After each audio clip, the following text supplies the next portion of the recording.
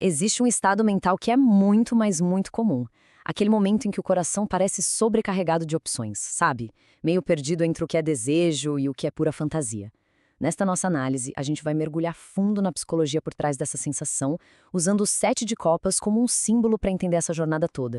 Sabe aquela sensação de estar paralisado pelas possibilidades? É um sentimento bem familiar, né? Ficar ali preso num devaneio, diante de um monte de escolhas que parecem super atraentes, mas que, lá no fundo, talvez sejam um pouco irreais. É um lugar onde a imaginação voa alto, mas a ação fica para depois. É exatamente esse estado que a gente vai desvendar hoje. Tá, mas como é que se chega nesse ponto?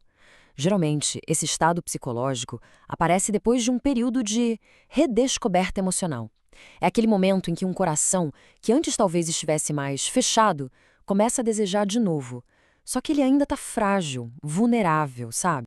E o que a gente vê aqui neste slide é bem a essência do problema.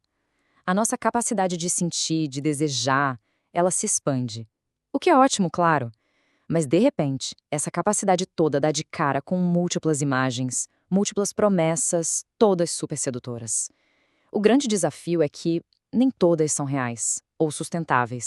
Agora, vamos um pouco mais fundo. O que de fato está acontecendo na mente de uma pessoa quando ela se sente assim? Vamos tentar entender essa confusão interna? Bom, tecnicamente, esse é um momento de confusão. O afeto, o carinho, o desejo, tudo isso é projetado em ideais que são muito sedutores, mas que na maioria das vezes são irreais. Seja sobre amor, felicidade ou sobre a vida em geral. É como olhar para várias taças e cada uma parece oferecer algo maravilhoso, mas falta clareza para saber qual delas contém algo de verdade. E como é que isso aparece no dia a dia?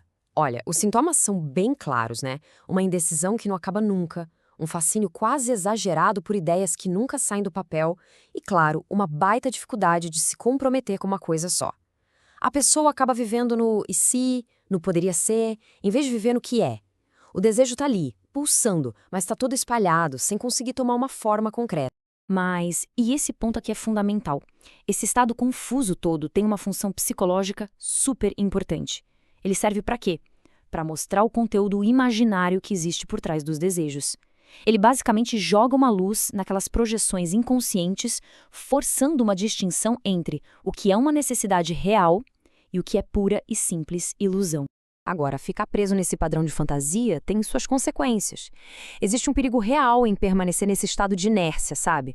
Um lugar onde a ilusão pode, pouco a pouco, se transformar numa verdadeira prisão.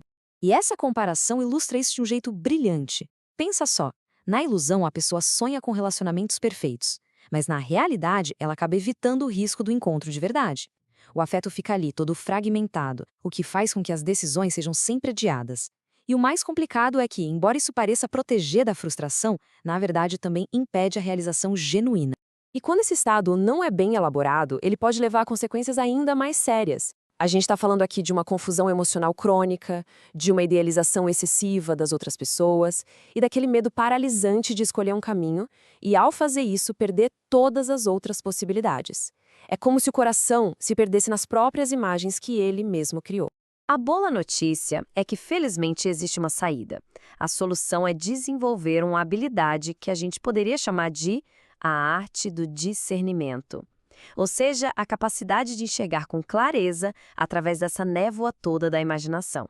E o caminho para sair dessa névoa parece envolver 3 passos. Primeiro, é preciso reconhecer as fantasias, admitir os devaneios, mas sem se deixar controlar por eles. Segundo passo, aprender a diferenciar uma imagem que é só atraente de uma possibilidade que é de fato real. E por último, o passo talvez mais difícil, escolher. E ao escolher, aceitar a renúncia que toda escolha traz consigo. É nesse ponto que o desejo é confrontado cara a cara com a realidade. E o que acontece quando se consegue navegar por esse estado com sucesso? Bom, aí se alcança um resultado muito positivo, muito integrado, que a gente pode chamar de sonhar de olhos abertos. Esse é o estado transformado. A imaginação consciente é exatamente isso. A habilidade de usar a imaginação, de usar a capacidade de sonhar, mas sem confundir o sonho com o caminho de verdade. A imaginação vira uma ferramenta de inspiração, e não uma armadilha de ilusão. É um poder imenso quando é bem direcionado.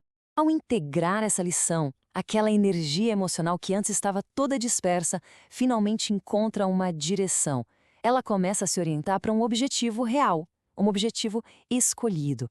O afeto ganha foco, e isso prepara o terreno para decisões verdadeiramente maduras. A sabedoria central de toda essa análise pode ser resumida nessa frase, que é muito poderosa.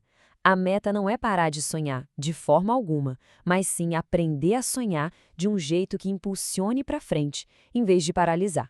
E para a gente fechar, fica aqui uma reflexão. Quando se olha para os próprios devaneios, para os próprios sonhos, quais deles estão servindo de inspiração para um caminho real, concreto? E quais deles acabaram se tornando o próprio caminho? Um lugar confortável, talvez, mas que no fim das contas não leva a lugar nenhum. A resposta para essa pergunta é a chave para transformar a fantasia em foco.